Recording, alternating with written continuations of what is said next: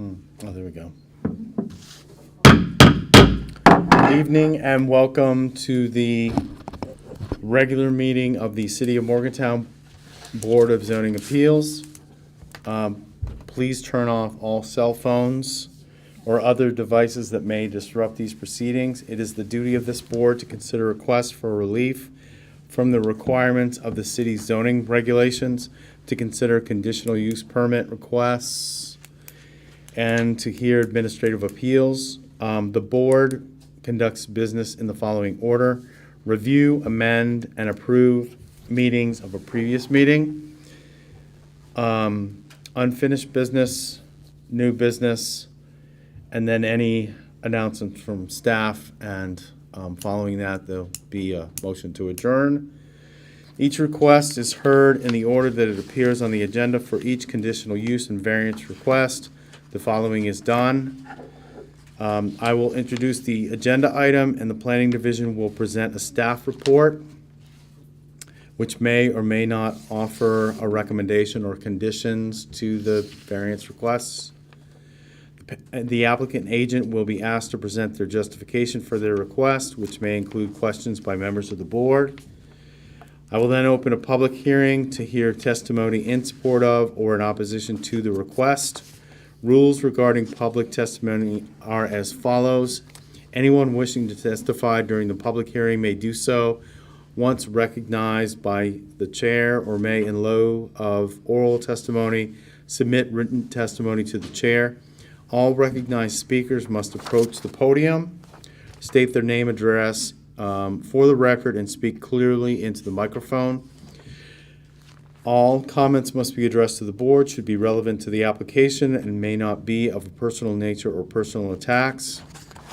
All speakers will be limited to 5 minutes. If members of the board have any questions of the speaker, that time will not be counted toward the total of 5 minutes. If there is a large number of speakers, including many who are parts of or part of groups or organizations, we may, to avoid repetitive comments, elect to ask for a representative to speak on behalf of the group or organization for each of the petitions.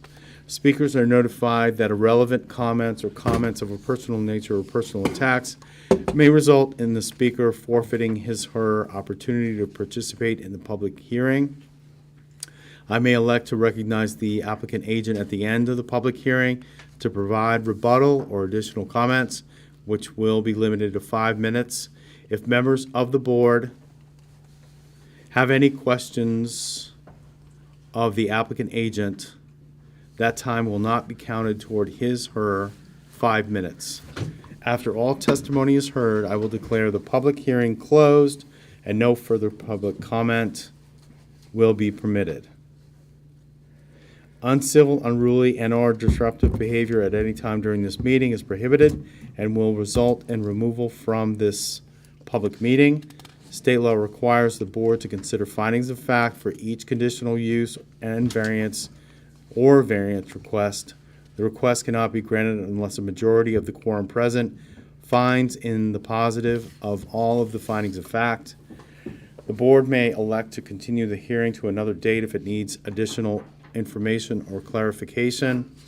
Applicants and requesting parties will be notified in writing by the Planning Division of the board's findings and conclusions, regardless of whether a request is approved or denied. Decisions of the board can be appealed to the Circuit Court of Monongalia County within 30 days upon receipt of the written notification. Any work done relating to decisions rendered by this board during this 30-day period is at the sole financial risk of the applicant. Thank you for your consideration and respect for these proceedings and the opinions of all meeting participants. So, first order of business is approval of meeting minutes from the regular March 15th, 2023 meeting. So you never received those minutes. We'll have to. It's noted, well, just for the record, it's noted in the agenda, but we will take those up at a future meeting for approval, review and approval. Moving on to, we should take the roll call. So, Mr. Benison present, Mr. Schellenberger, Present. Ms. Cook, Present. and Mr. Plyler. Present. We have 4 board members present, which constitutes a quorum, so we can continue with the meeting. First first item of new business is V23-03 F&M Contractors, 464 Kiwanis Avenue, request by Joe Weiss on behalf of Jamie Johnson for variance relief from Article 1333 of the city's Planning and Zoning Code regarding minimum front setback requirements, City Tax District 15, Tax Map 2, Parcel 104, in the R1 Single Family Residential District. Okay, thank you. Thank you. Apologies for my site disheveled look.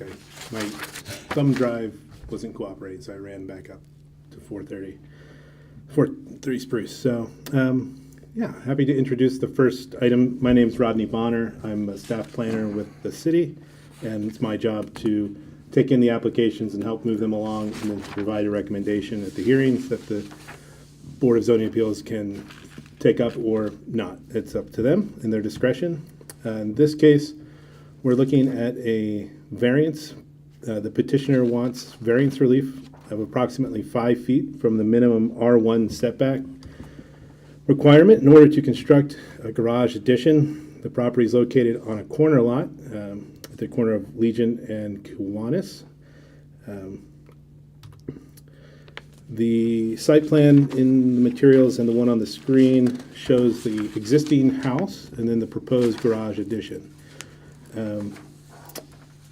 The lengths of the lot lines fronting on the street are about the same, but the one is technically shorter, so that would become the front lot. So the garage will actually face the front. Mm-hmm. And in this case, it's set back just about 20 feet proposed. Mm-hmm. The minimum setback is 25 feet. So in our analysis, we looked at the degree of change requested, the fact that it is a corner lot. We also looked at, the fact that there is some slope here as well, and note that many of the nearby single-family developments appear to predate the 25-foot setback front yard requirement, and most of them are set back about 20 feet. So based on all of that, staff don't believe that there would be a negative impact to the neighborhood if the variance is approved, and therefore would recommend approval. And that concludes the staff report. Happy to answer any questions. I have a question with respect to the garage, the detached garage. Are there any?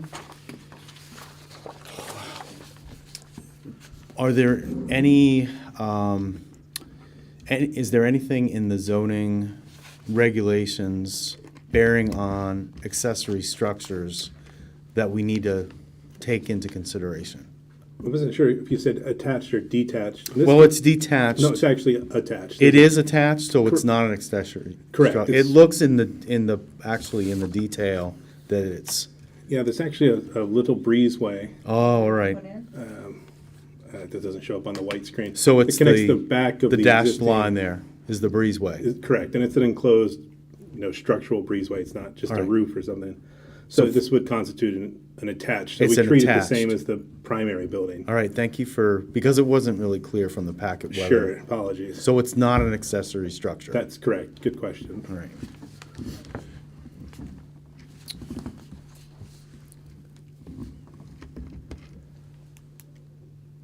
Can you maybe give an estimate of, because slope is a factor here? It's hard Can to you see on the estimate? picture, but I mean, it's compared to a lot of lots in Morgantown, it's flat. But for all intents and purposes, there is, I'm sure, some drainage issues, and likely the applicant or the applicant's representative can speak a little bit more to that. Right. Thank you. Any other questions? All right. Yes, do we have a representative for this case? I'm Joe Weiss. And your address? 130 Sheridan Lane, Morgantown, 26508. All right, thank you. Would you like to give us an overview? In regards to the slope, again, it is hard to see on this picture here, but it's approximately, I would say, 3 to 4 feet from the property down to the house. So when we're trying to eliminate to pull it where we need to pull it, so we're not having too much slope on the driveway to force water into the structure. And then obviously on Kiwanis Street, there is probably a 3 to 4 foot curb from the street even into the yard. Oh, really? Yeah, it's hard to see right there, but Down on the left-hand side of the property line? yeah, the white structure, the porch you see right there, that's Right. actually, there's a basement underneath that. So on Kiwanis, it drops down a good bit as the yard goes that way. Right. So that's the main reason for it. And then in terms of the slope and drainage, are you planning on like French drains or any We'll other? French drain the entire structure, and then we're going to, I spoke with MUB, and we're going to put in a retention or detention, I forget which one they call it, but in the backyard to Direct the hold the water. water and then leach out, so. Direct it, yeah. Right. Any questions? In terms of, and this is just a hypothetical, just to try to meet the 25 foot, and we understand that a lot of the private residences here in the area, they predate that 25 foot requirement that's in accordance with zoning regs. Would it be possible, it looks to me from the proposed plan that in terms of the side setbacks, have you maybe considered, instead of going with the breezeway, just like going with, the primary structure being flush with the front of the garage structure? And just, is that a possibility? Because it looks from the plan, if you were to do that, you can meet the 25-foot front yard setback and still meet the side yard setback requirements. Well, actually, if we would move it over, we would lose the side yard setback because it's only 10 feet. So then I would need a variance for that to get too close to the side To yard. the side yard, okay. And then if we pushed it back, also the breezeway, there's no entrance to the structure. The breezeway on the side, it encompasses a back door to the existing structure. Right. So that we can access the garage. And then the further back we push it, the steeper the yard goes because it slopes, again, towards the existing structure. Right. So it's going to create more grade on the driveways and everything. Right, and it's not as if you can reduce the garage footprint either, because that's you're pretty much a standard size for a two-car garage. I can't- 16 foot. You yeah. wouldn't for each stall. You wouldn't want to go much smaller. No, than that. no, we really can't. All right. So. Yeah, I just wanted to Sure. pose that as a hypothetical, but thank you for addressing that. I have two questions. Mm-hmm. One of the statements of facts refers to the existing setbacks in other houses Mm-hmm. around the neighborhood. But do you know exactly what those houses are using? Do you know whether they're 22 feet, 20, what that is? I personally do not. I left that to Yeah, that Rodney was- and his team to determine that If in you the city. don't mind me interjecting, that was a finding that staff proposed. That didn't come from them. That was something we noticed as we were looking at it. But I can't, unless you went out as an official surveyor, there's not, it's about 20 plus or minus on the other side of Legion for like 4 houses. Okay. And then so related to that, there is some conflicting information in this packet of information. It's on that site plan right there, it shows a 20-foot setback, and that's what you're asking for. But the site plan very clearly shows that it's 19.42 feet from the lot line to the garage. Okay. Are you asking for 19.24 or 42 feet or 20 feet? I know it's only a 6-inch difference, but if Well, we grant you obviously- 20 feet, come to find out it's 19.42, what's to stop you from pulling it even closer?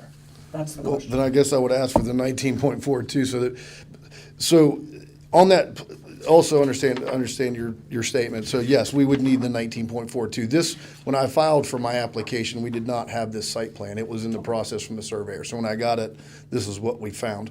Obviously, it's angled slightly. You can see one side's a little bit bigger. And then the lot line itself, if Rodney could back up to the picture with the fence, that fence is the actual property line. Oh, So there is an additional buffer from the street, from the property line to the street. who owns that then? Assume it's the city property.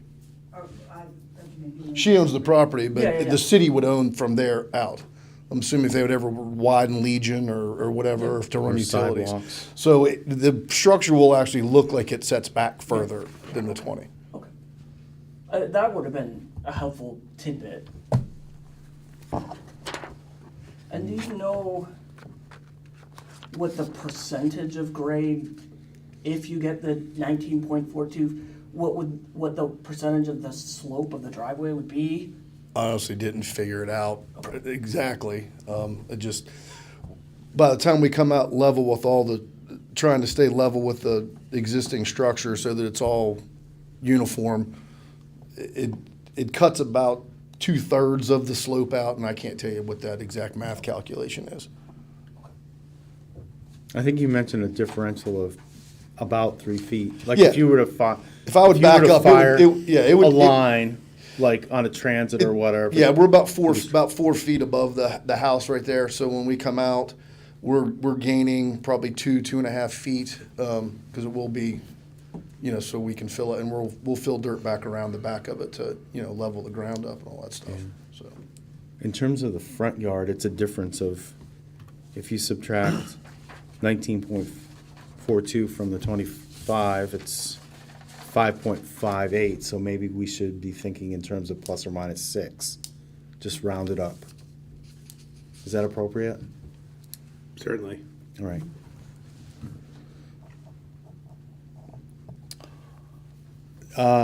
No further questions at this time. Thank you. all right, thank you. All right, so we're going to go ahead and open the public hearing. Anyone wishing to speak in support of or in opposition to this case? Now is your, and for the record, it's case V22-03, F&M Contractors. Seeing no one, we're going to go ahead and close the public hearing. Do you have any? No, I think Other- those were all good questions, and I've got nothing to add. I would confirm that the fence is the property line. Obviously, given the perspective, it's difficult to see, so in the future, I'll zoom, if this situation crops up again, I'll do a And little it- zoom in of the difference. And is that buffer, is that representative of the rest of, the It's vicinity? undeveloped right-of-way, public right-of-way. It's just, and that, all right. So So- this isn't the only case of undeveloped No, we have right-of-way lots of in the undeveloped. neighborhood? Pretty much any street that doesn't have a sidewalk is likely undeveloped. Right, all right. And there's usually 5 to 10 feet, which creates a lot of confusion daily. Daily. All right, thank you. Well, Do we happen to know if the proposed slope starts at the street or at the property line? Or is that included in this discussion? I would Well, assume that there's it's the slope slope all over. with inside No, I mean the fence slope of the that's- driveway, sorry. The grading of the driveway. Where does that begin? The slope actually starts, you can see right there, that shadow line about, an inch up in the picture. It does rise slightly Yeah. to the fence line and then starts going back down. So Where would you start grading for your driveway is what I'm Well, asking. we'll obviously we have to pipe and we'll buffer the front, so we'll come up a little bit, and then once we reach the existing ground, we'll start sloping back. But we'll raise so that we don't dump any water onto the street, nor do we take any street water onto the driveway itself. Right.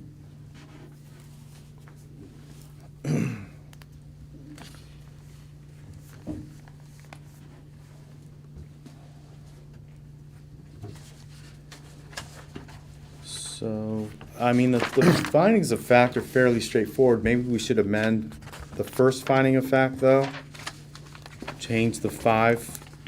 We are asking for the variance from 5 to 6. That seems reasonable. Can we? Okay, so we're gonna write that, can we note that, Mr.? Yep, already noted. Finding of fact, Let's say just, plus or minus we'll 6 just feet. round it up to 6. Okay. But the findings of fact are fairly straightforward. It's not an unreasonable request, given the topographic characteristics and the nature of the neighborhood, the characteristics of the neighborhood.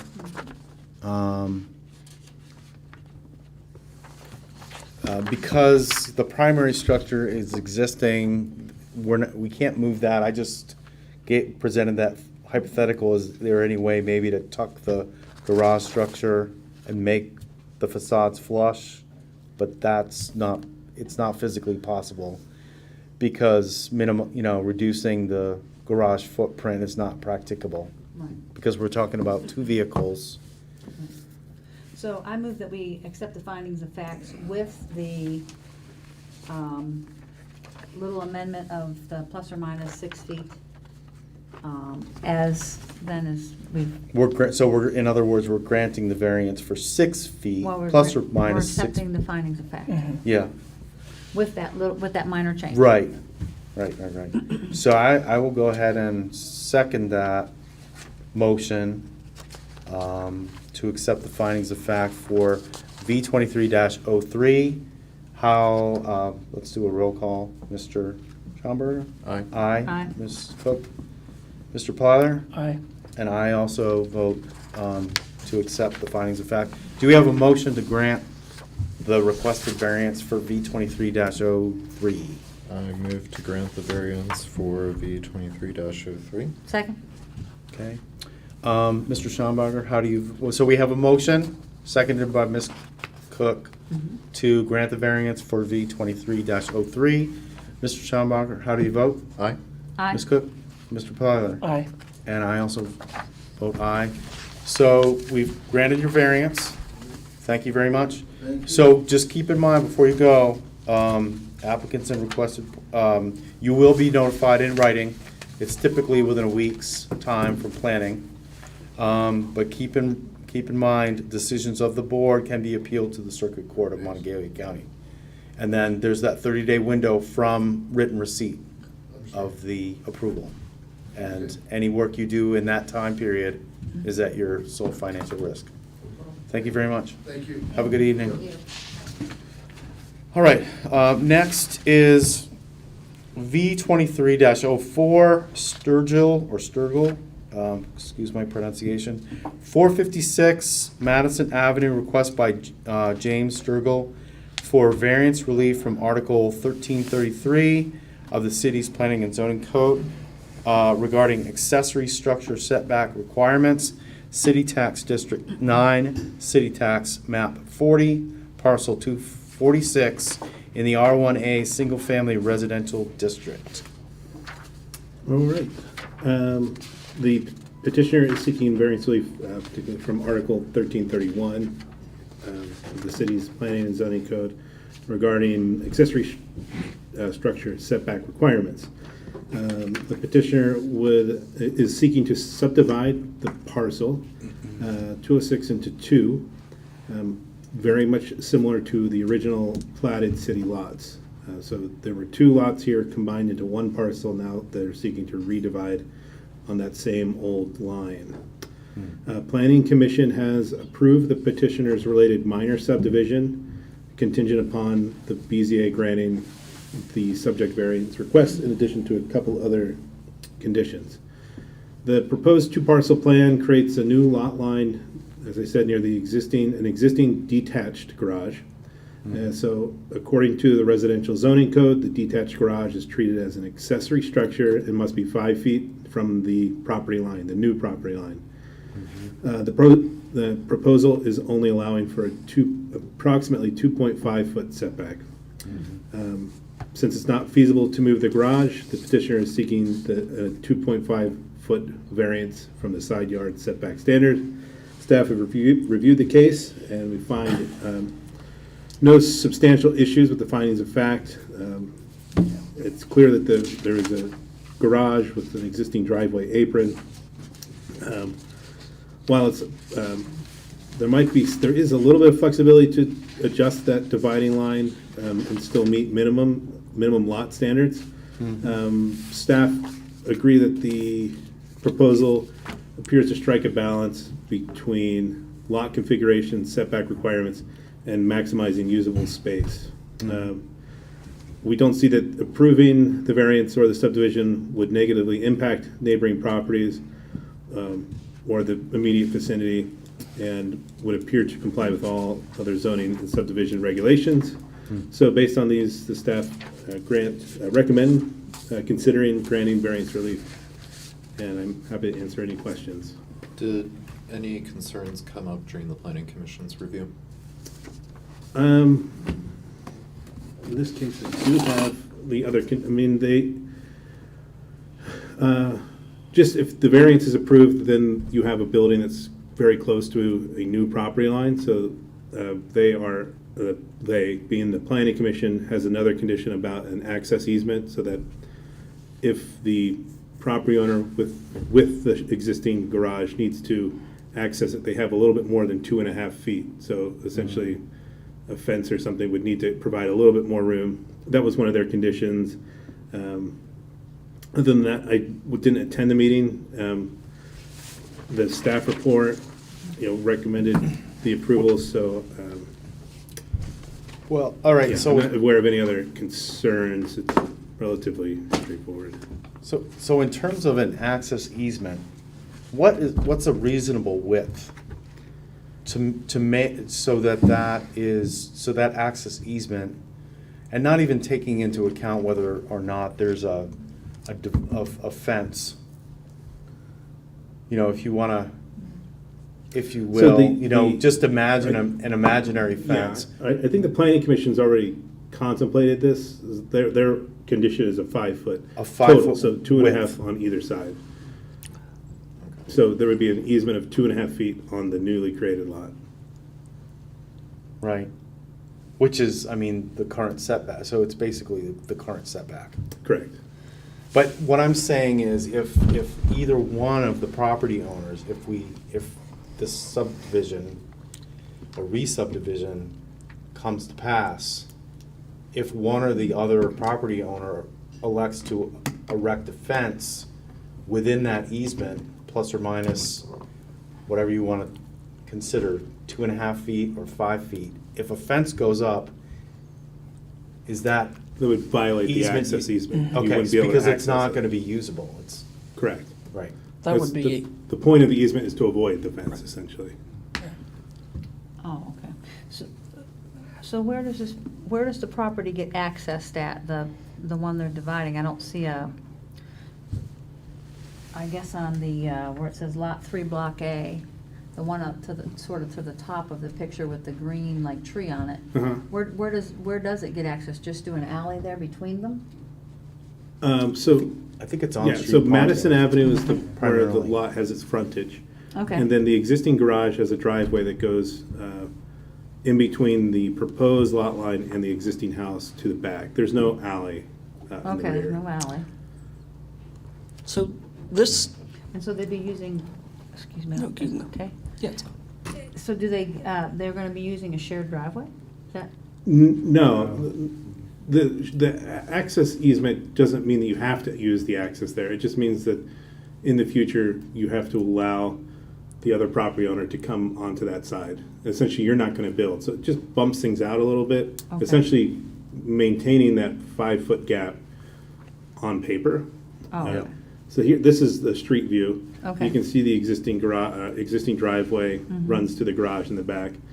This lot is essentially the existing house's side yard, Okay, but it's an ample side yard, and this would create a new developable lot here, where it's currently one parcel. okay, okay. And then, so just to state for the record, this plot of land was previously subdivided Correct. This was two old and city then lots. combined. and then Okay. combined. Yeah.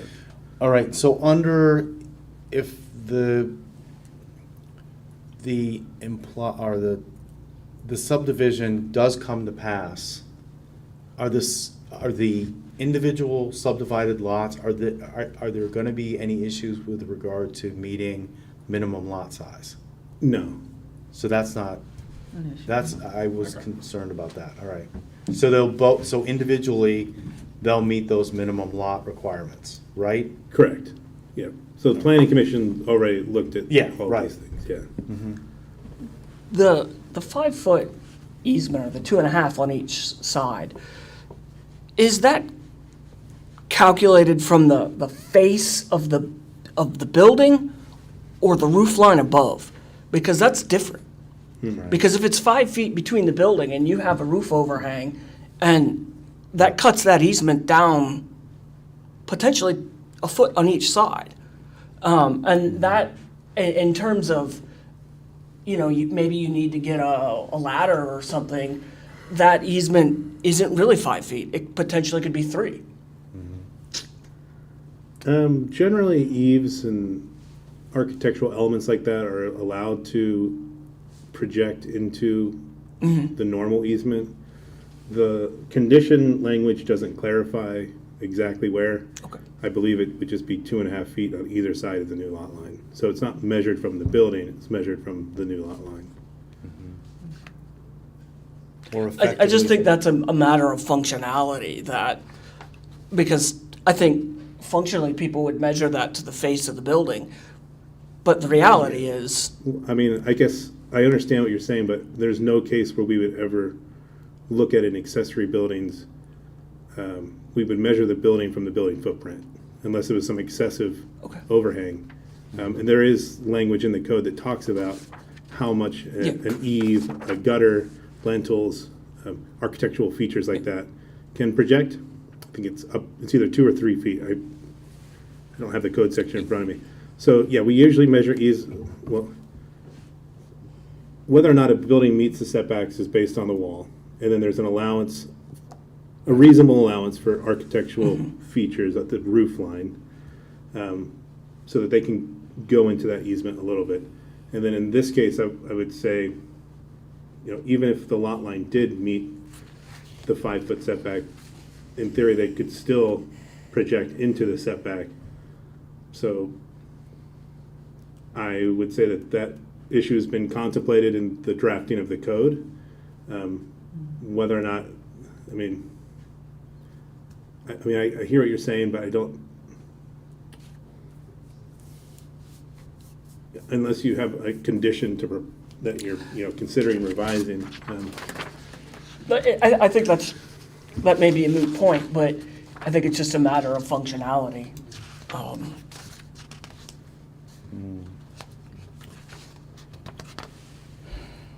Can we hear from the petitioner? Yes. Do we have a representative? Please step forward, state your name and address for the record. James Sturgill, 633 Madigan Avenue. Thank you. Do you want to just provide an overview of what or a Yeah. rationale for Sure. your request? Yeah, so basically, we Angela and I own this property, and the thinking was that we're real estate developers is our business, and the thinking, just because of the size of the lots, both of the lots are just under, I think they're roughly 5,000 square feet. The thinking is to divide the lot and then have a developable lot on the right-hand side there. That's kind of what the thinking was, in doing this. That was kind of the reason that we were trying to move forward with that, was because we could then have a house on one lot, and then on the other lot, we could have another structure if we wanted to. I'm Angela, I'm his wife, I live at the same address. So, we were kind of sticking in line too with what, we live in First Ward, we kind of know this is a typical lot size. We know this was originally 2 lots, so it wasn't like we were trying to create something new that's kind of out of the element for the neighborhood. We would like to, this looks a lot different now too, the house has been completely renovated. This big tree has been cut way back, everything's really cleaned up. So it's deceiving. It looks like it's smaller than what it is. And we haven't done a site plan for it, but we would like to develop it in time and put another structure there with the driveway starting just on the other side of the telephone pole. So that's kind of like a really good line of demarcation, so to speak. Which is just on the other side of the actual surveyed lot line. Are you contemplating either attached or detached accessory garage? For the next structure? No. To the right. I would ideally, and I'm kind of still sorting through plans, I would like to have it where maybe we have the garage underneath the house.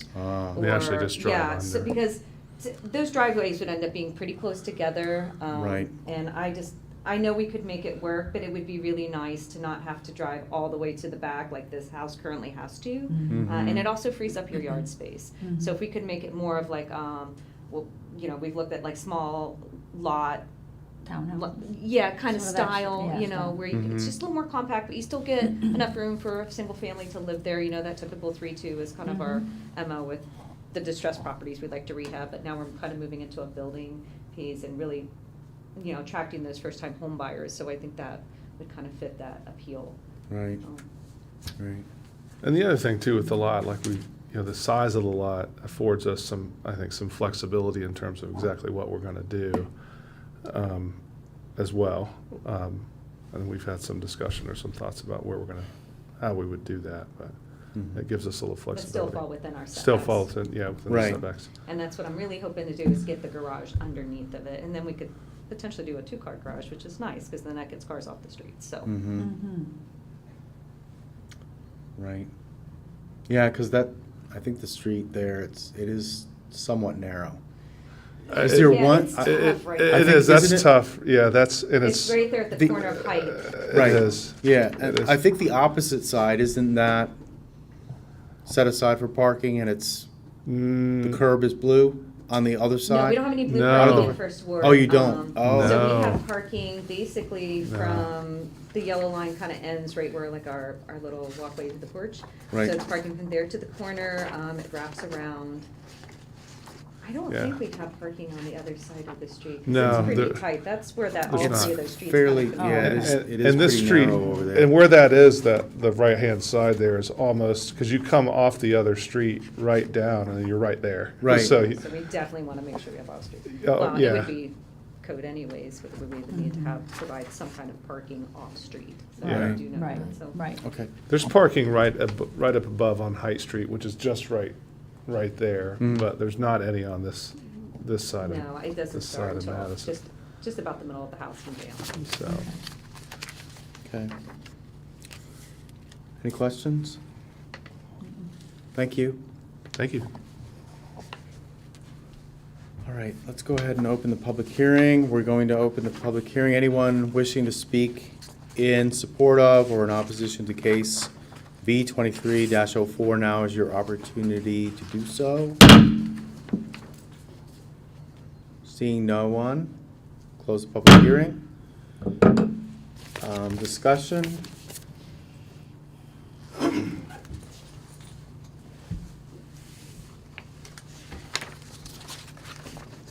I guess I'll start. My first thought or concern is that there's 2 lots here, and they're really 2 separate concerns. But the application for variance is asking for the variance on currently for the lot with the existing house. But it seems like all of the hardship that exists is on the undeveloped lot. But that's not what this application is really asking for. It doesn't seem to be much hardship described for a 2.5-foot variance on the currently developed lot. I'm not in dispute that there is an implied hardship. My question is, what is that actually? So if you could grant the 5-foot setback from the current garage, what is the actual impact on the buildability of the upper lot. It's implied in here that it would decrease, that you wouldn't get as much value, but what does that mean? My real question is, moving that lot line 2.5 feet uphill, To the does right. that eliminate an entire bedroom? Does that take you out of a certain market? What is that impact, really? Because it doesn't seem like there really is any impact, because there's no question that moving the garage is not reasonable. It's not reasonable that the city would induce you to move a structure that's already there. Right. And moving the lot line to the full 5 feet definitely would impact building plans, you know, on the style of house that we could bear. We try to really keep in line with the neighborhood still, but obviously do something that's gonna Right. fit. So that could, you're right, shrinking down, you know, my width, you know, I may have to go taller. You know, does somebody really wanna have like that single townhome Right. look? Or can we still get more in line with like the craftsman style house or the vintage houses of our neighborhood? That might be impacted. Yeah, I guess, again, just to go on the record, it seems like the hardship is on the other lot, other but this lot. issue is with the buildable lot, and it doesn't seem like there's necessary Because hardship. Because if you were to shift the property line and not center it on that existing 2-track and shift it an additional 2.5 feet, you're still having to meet the additional 5-foot setback from the property line. So you're actually losing 10 feet, which is a whole lot more than 2.5 or 5. It really is. It makes a difference. So that's a good point, though. So you're still, like, if the property line is centered over that, the use easement, you're still having to be in compliance with the 5-foot setback in terms of the side yard setback. So, I mean, would you be comfortable with, because then in terms of, like, if you decide, or the property, or if your neighbor talks you into, hey, I think all parties would be more comfortable erecting a privacy fence. That, I mean, putting such a fence up, that might, I mean, it might I be think- considered by all parties to be advantageous initially, but then maybe second thoughts down the, you know what I'm saying? And just trying to minimize the likelihood that, you know, a dispute is going to develop over time. We don't want to see that happen. I mean, that's kind of out of our purview, but we're trying to work toward the best possible outcome. Yeah. So, Well, as it was mentioned before, that a fence would, in fact, there was conditions that we will be inserting if we grant this That condition's already been applied by the planning commission. oh, okay, so that's what we're working. yeah, so we don't want a fence in because of the accordance. right of way, because it's so narrow in there. Right. Is that right, is my understanding? Well, that's kind of what I'm saying, to preserve the functionality of the easement. Right. To create the subdivision. I mean, Get it on there. and- the fence would have to be erected along, you know, the margin of the 2-track there, all the way up the property line. And because that's not centered over the property line, that's where the problem comes in, Yeah, down the road. So if planning commission didn't specify no erection of privacy fence as a condition, we may want to They look at wouldn't that. have to. Maintenance access easement means you can access it for maintenance. If you put a fence, you can't access it, so you would be in violation of the easement. Right, Yeah, so- You okay, can't build any buildings. okay. Right. So it's kind of a moot, yeah, right. All right. Thank you for, I mean, Right. the discussion with regard to the possibility of a private, so in other words, a privacy fence isn't really An option. an option by either property owner, Right. which I think is good for all parties concerned now and in the future. I just would clarify, the privacy fence is possible, just not in the easement. The Yeah, they fence could- would have to be outside the easement. It'd have to be like on the Maybe other closer side to or the house back or, something. Right. Correct. But for me, I guess what I'm saying is, if we're, okay, never mind. No, all right, never mind. We'll just leave it at that. okay.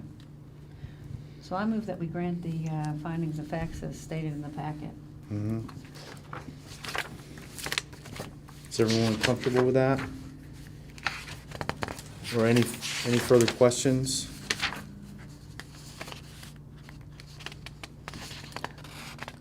I guess I'll state again, with the implied development in the other lot, I'm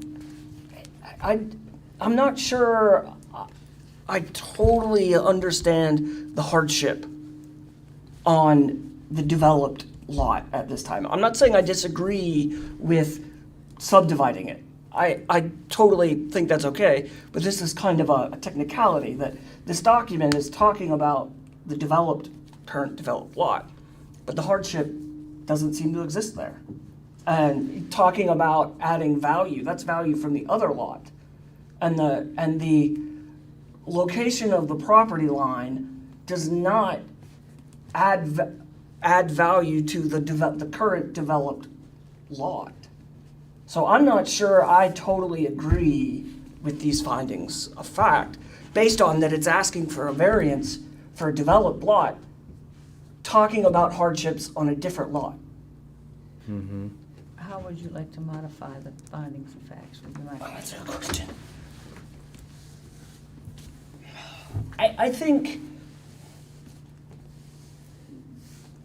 what I would like to see Let's say, or it say is, and we don't have this information, say specifically with a lot line where it currently is that allows for a certain developed size on this other lot. Be specific about what that is and include the hardships involved on both lots. Because it is true, the impact on the developed lot what you do on the developed lot impacts the other lot. I'd like to see specifics of what that actually is. can I? Well, Sure. Well, you're saying you don't agree with what's here, so there's something in here. I think So Mr. what Plyer part was looking did- at finding of fact number 3. Yes. Okay, maybe. okay, so which one? So it says the granting variance will allows for two sizable lots. The first has an existing residential home, and the second lot could be developed to further the value of the neighborhood. How? Further the value of the neighborhood to what extent? Well, Adding because- a single, like a one-bedroom, one-bath house? To what extent are we talking about? That's not a, I think to further the value of the neighborhood speaks to, Whatever. you know, value. So they could put a the garage, or modest- they could put yeah, a it's co- townhome, or they could put, basically it's contributing to the tax base, even though it's in a modest, yeah. to a modest degree. But I think that's what that phrase is speaking to. Yeah. It's But- broadening. Providing Yeah. additional housing, we know there's still a housing shortage. Oh, sure. right? Shortage, and Mhm. it also helps the value of the other property too, Yes. the current, where the house sits. It also helps that as well. Mm-hmm. And we knew, we're gonna have to provide a site plan and, there's gonna be things that we have to do that's gonna bring us back in front of you when we decide to develop this land. So that's why that side wasn't as much of a concern at this point. We just wanna make sure that when we divided that they had that right Space. on the current structure. There's nothing there now, and I can't forecast really what exactly is gonna land there. We may not do anything with it. We just might want green space or, Mhm.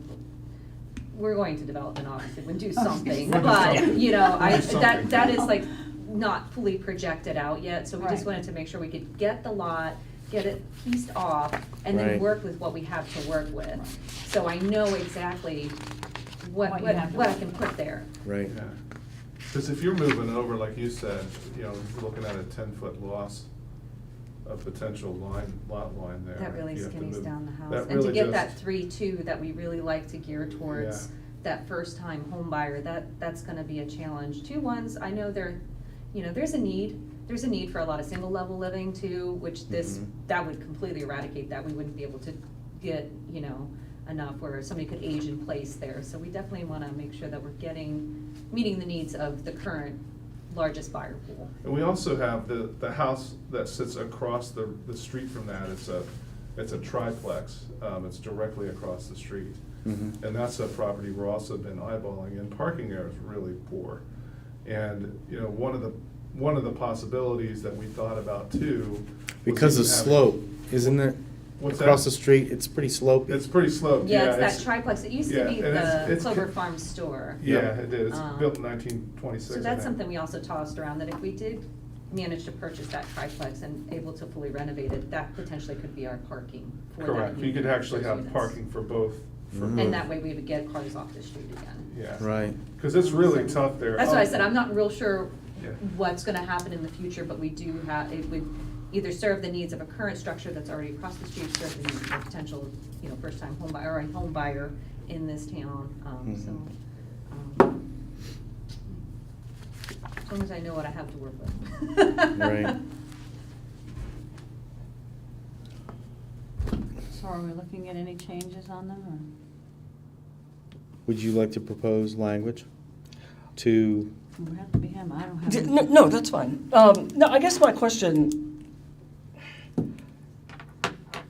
how can I propose language that involves information that we don't have? I guess that's the question. It's more of a question of clarification. Can you clarify this fact? Then if they can't, then there's no reason for modified language. I guess I'm glad that Mr. Bonner, clarified or clearly stated that this was previously, this isn't the first subdivision of this plot of land. Right. So that fact, and do we know when the separate parcels were combined, like I don't- mid-century maybe, or I'm hard to not sure. say? Hard to say. Okay. I would say probably they, yeah, I can't even Hard to guess say, on that's this fine, one. that's fine. So, well, I'm gonna move that we make a motion to accept the findings of fact I'll second that, for V 23-04. second it. Are you comfortable with that, Mr. Schomburg? Yeah. You are, okay. So we have a motion to accept the findings of fact for V 23-04, and we have a second. Mr. Schaumbarger, how do you vote? Aye. Aye. Mr. Plyler? I. All right, and I vote aye, so we've accepted the findings of fact for V 23-04. Do we have a motion to grant the variance for this I will. case? Mr. Bonner, is there anything I need to add in there like this, conditions, or I just, And we as should, we talked about before, so The- there's nothing? The condition's already there. Because you don't, or, okay, okay. And, if a building is built here and it can't meet the standards, it would have to reapply for a new variance. This Okay. doesn't alleviate any of that, or permitted uses, Okay, things like that. so I move we grant the variance for this case as stated in the packet. do we have a second? Second. Second of Mr. Schaumbarger. Aye. How do we vote to grant the variance? Mr. Schaumbarger votes aye. Aye. Ms. Cook, aye. Now, for the record, you voted to accept the findings of fact. Yeah, so no, you I can't. understand. Okay, so we have an aye from you? Yes. And I also vote aye, so we've granted your variance for your case, V 23-03, 04, sorry. So keep in mind, though, written notification, generally 7 to 10 business days. Regardless of our decision, it can be appealed to the Circuit Court of Mon County. And within that 30-day window, any work you undertake is at your sole financial risk. But thank you very much for coming down. this evening. All right, our last case, we have, it's a conditional use. CU 23-02, PLP Morgantown LLC, 544 North Spruce Street, request by PLP Morgantown LLC for conditional use permit approval to reestablish a fraternity or sorority house as required by Article 1331-05 of the city's planning and zoning code, city tax district 13, tax map 26, parcel 243 in the B4 general business district. Pending Morgantown City Council approval of zone change application, RZ 22-03. Would you like to comment with respect to the pending there? Yep. Yeah, so this was Zone B1, this area. City Council has approved the zone change to B4 for about 3 lots. So that kind of red chimney that sticks panhandle Uh-huh. was approved, so that has gone through. So Okay. that is So good. that's But- the piece right there that, in Yeah, the middle of the pink? correct, yep. So, and that change, the argument for requesting that change, what's the rationale? Based on? Fraternities and sororities aren't permitted in the B1 zone, so they Okay. would have there was no way they could establish any type of Greek living facility. And I think that, I'm not sure that B1 is the best zone next to downtown, so. Right. Okay, so I'm wondering, Yeah, it was a sorority. why was the requested change granted? Based on, The Just- zone change was granted because Planning Commission recommended approval to City Council, and City Council reviewed their recommendations and the findings of fact, and found that the B4 zoning would be more consistent with the comprehensive plan and our long-term goals, All right. and implementing that vision of multifamily living arrangements near the downtown core and WVU campus. Those aren't permitted in the B1. right, I believe this was kind of a remnant zone. Right. That we used to be a B3. Now we have 1, 2, 4, and 5. 3 went away. I think this used to be 3, and they just, I think, defaulted to 1 at the time. Oh. Don't hold me to that, but I'm You're I'm not sure why it's zone B1.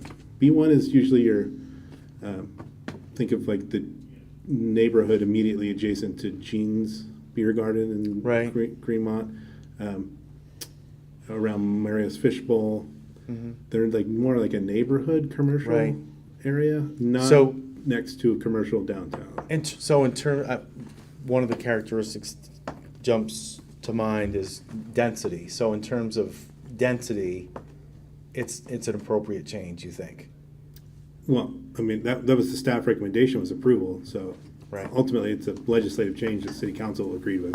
Right, all right. Thank you. Oh, yeah, so in this case, yeah, as I said, the zoning has been approved, so that is not a question anymore. Okay. I mean, it could be appealed, I think we might still be in that window, but assuming it is not, we would move forward. A Greek living, the use is technically defined in the code as a fraternity or sorority house. Instead of saying that, I'll probably just say Greek house. The petitioner is seeking a conditional use permit to reestablish a Greek house at this address. The B4 General Business District only conditionally permits Greek living houses, so that thus we have this application. Even though the petitioner is reestablishing the use, that previous use was discontinued long enough that it lost its non-conforming status. So it's Right. no longer grandfathered. It is now, we look at it now as a new use. That said, when you look at the conditional use permit, we consider the context, and the historic context isn't nothing. So it is viable to consider that. The proposed, I believe in this case, it's a fraternity use, will occupy an existing 3-story building that did historically house at one time a sorority, and then a dormitory and has been vacant for a few years. The building is consistent with other typical dormitory-style construction found along North Spruce Street in proximity to the WVU campus. After reviewing the case, staff found no additions or corrections or modification to the applicant's findings of facts. The petitioner provides a compelling evidence that the proposed use of the site will not necessarily have negative off-site impacts. There are no significant alterations or additions proposed to the existing structure, and the site historically served a similar use, and similar uses continue to exist in the vicinity today. As I mentioned earlier, the establishment of a new use or reestablishment of a use that has lost its non-conforming status requires compliance with the zoning code and will require compliance with applicable building standards, including performance standards such as off-street parking, garbage screening, which will be more thoroughly evaluated at the time of site plan and building permit reviews, but could trigger additional variance applications. Staff, in recommending approval of the conditional use permit, considered the goals and objectives of the comprehensive plan and the principles of good land use planning. The proposed use as a fraternity house aligns with the objective of encouraging development of safe, stable, and attractive residential neighborhoods in proximity to downtown and the WVU campus. And the other similar uses in the vicinity support that objective and argument of providing adequate and diverse housing options for students. Staff do provide a list of conditions, and with those conditions, staff would recommend considering and approving the conditional use permit, of course, subject to those conditions. Okay. So we'll see this applicant again, probably for signage. Probably. They're so- aware of that too. So, in the packet, it's it's proposed, let me go back to the agenda item, because it reads to reestablish a fraternity or sorority house.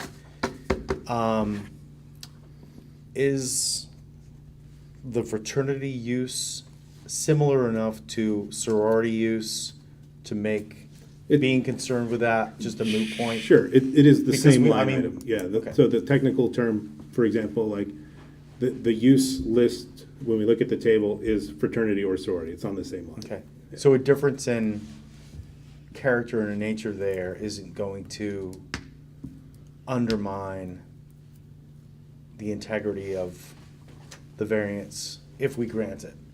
Those, The conditional use those permit. two are not different enough to constitute something, a significant difference Yeah, in terms of use. If I'm understanding your question correctly, I don't think that the code treats fraternity versus sororities Any differently. differently.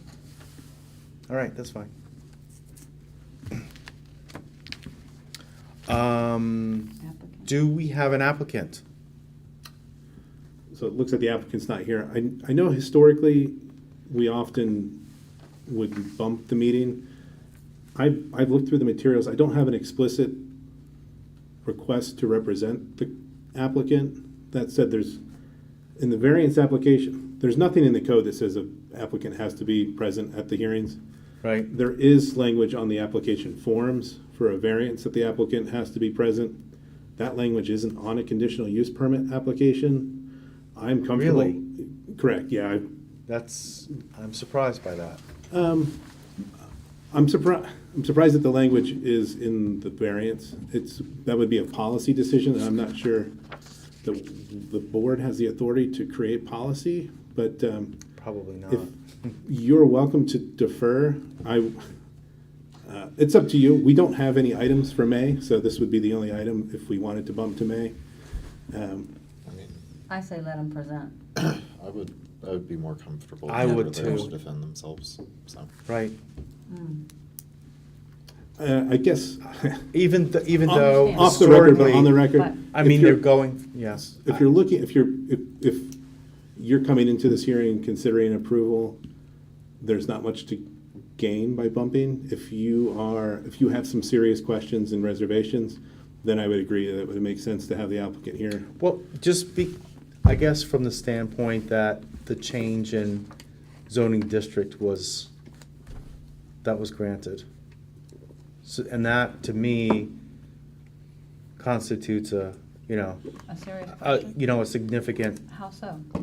well, they changed the zoning district, and that's not a small thing. Right. Only because the.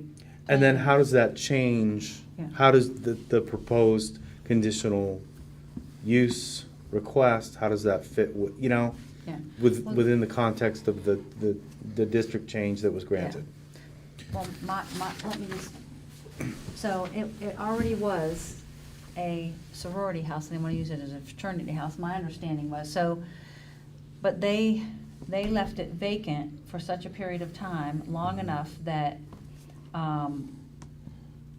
the city planning was allowed to remove that, thinking that they might incorporate it into something else, and then someone, right, and then somebody else saw the building, it looks like to me, we just wanted to, so they're just moving it back to the same thing it was, right? Is that, That middle part is a Is a little bit blur of a to you? jump. Okay.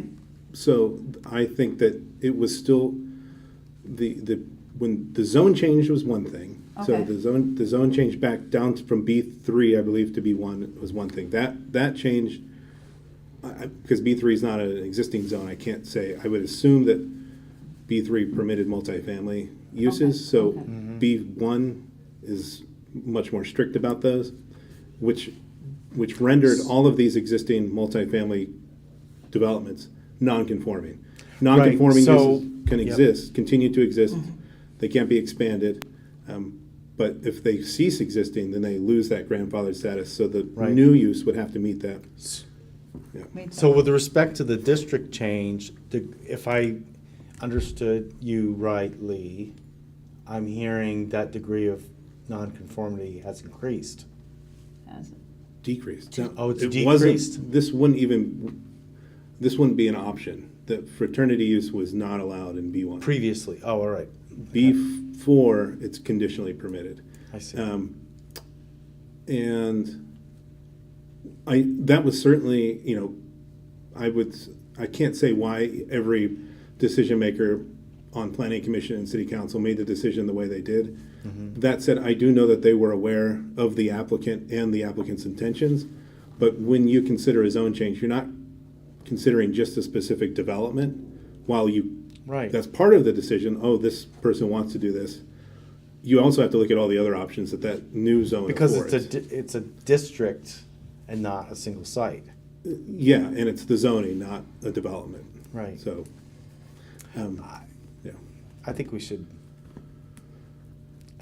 go ahead, re-notify the applicant okay, if you got it, and encourage him or her to be present it's up to you. for May.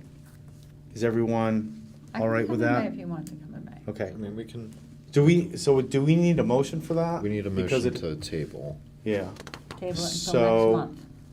I move that we, I guess just before you table it, I just want to make sure if you're thinking that this might be appropriate and you just have some questions, I would not feel awkward answering those. If you have serious concerns and reservations and you're thinking that this might be a denial, I would of course think that tabling is appropriate.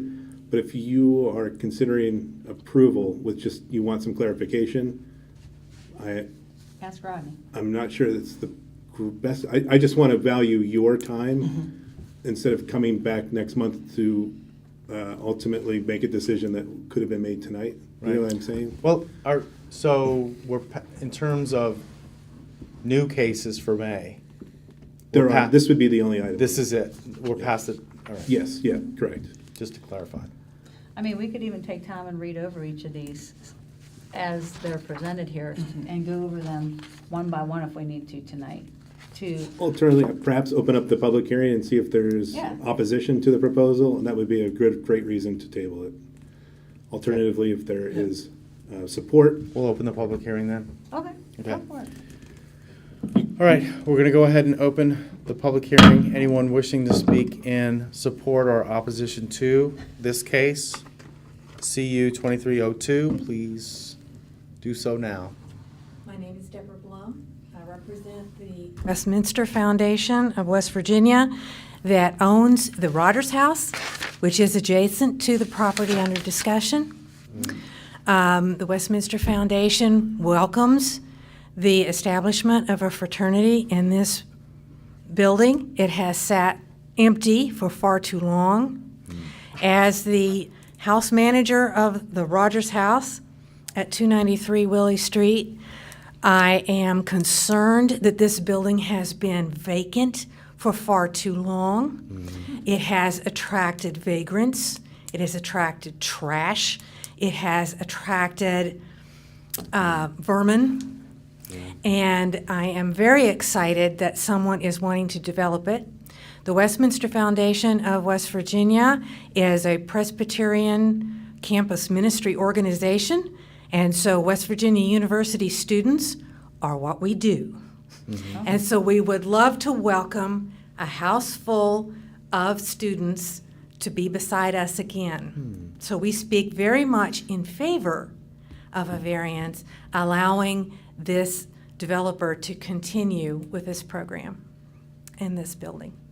Thank you. And just for the record, you stated your name. Did you state an address? I'm easily reached at 293 Willie Street, Morgantown, West Virginia, 26505. All right, we just need that for the record. Thank you very much. Anyone else wishing to speak in support of or in opposition to? Seeing no one, we close the public hearing. Based on that, I would say, Yeah, go ahead. maybe we should proceed. Yeah, we can proceed. So do we want to, actually, the findings of fact, they seem fairly straightforward to me.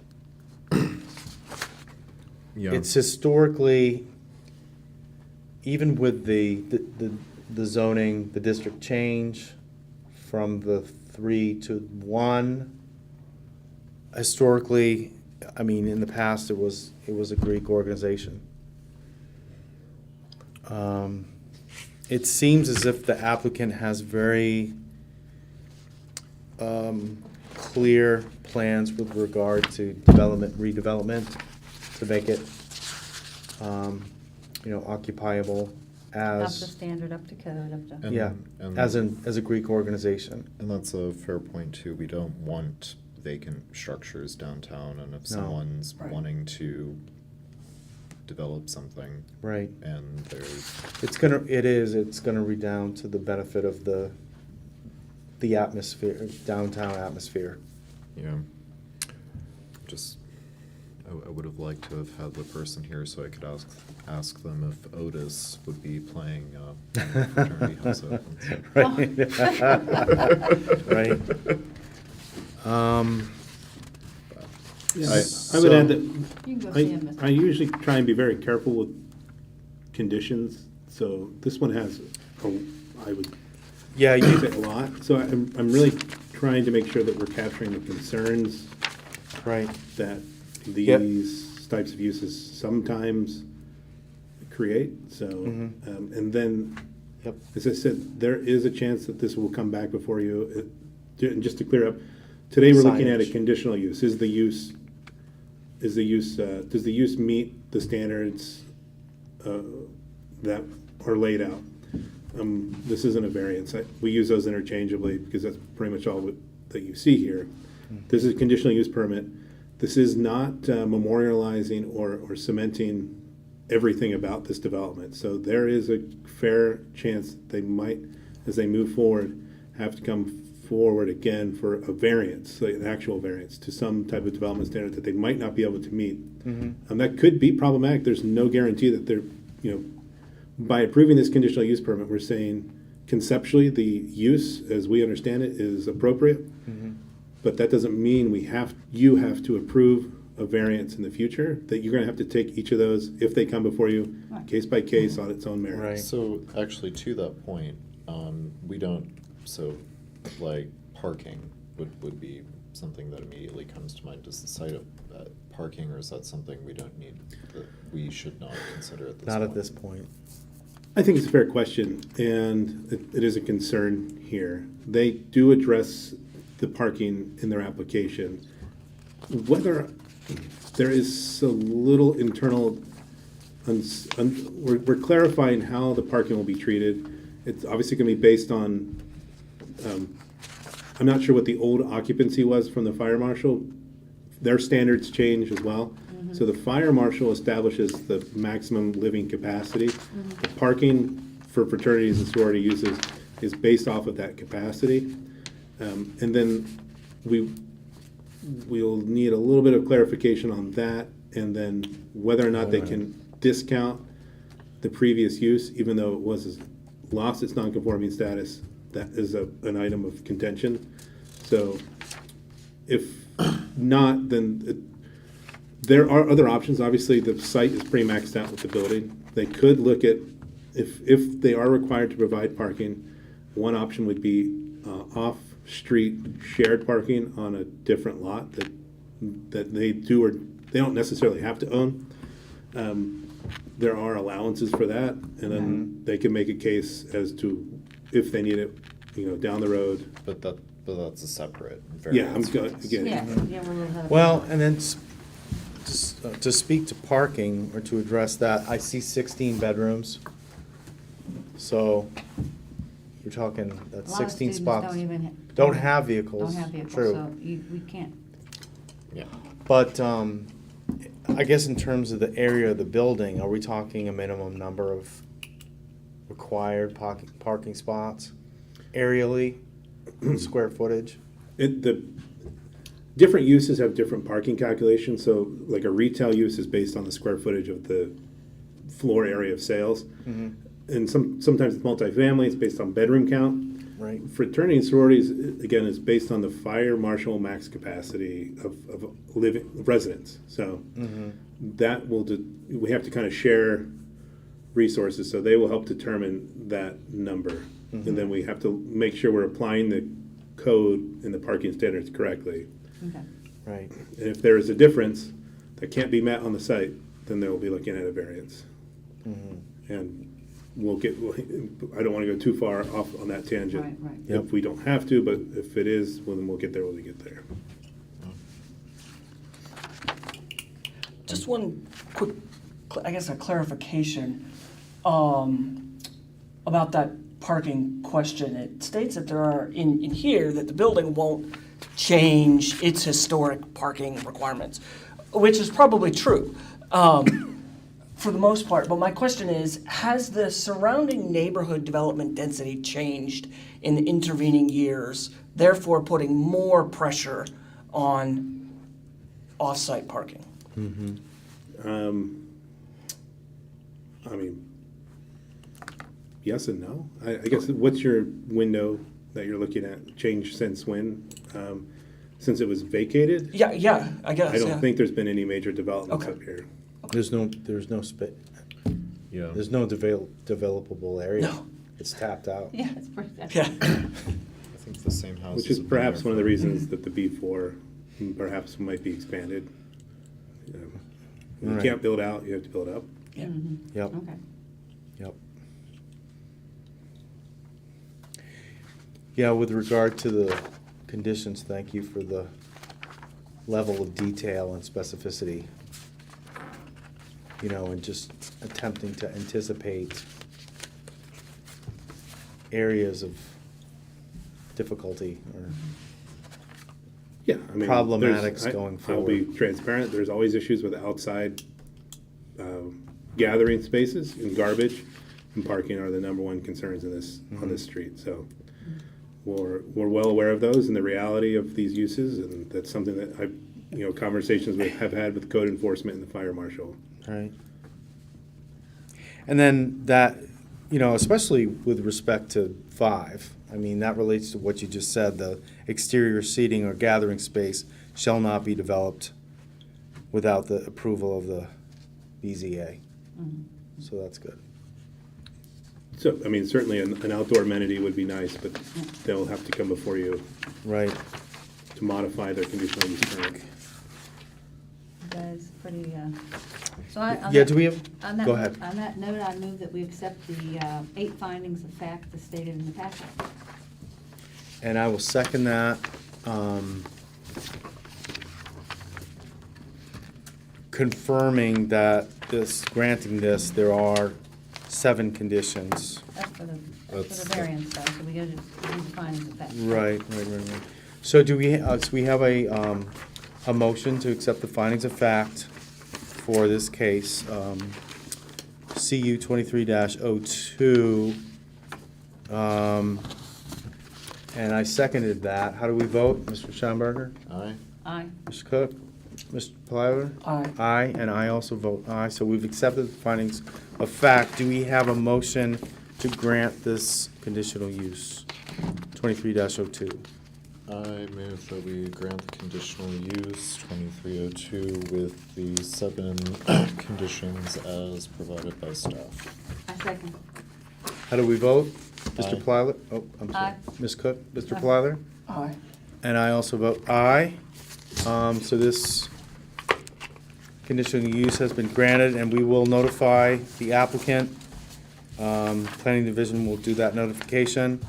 And just remind them, can be Move forward. appealed, circuit court, and remind them of their financial risk in that 30-day period. Do we have any announcements?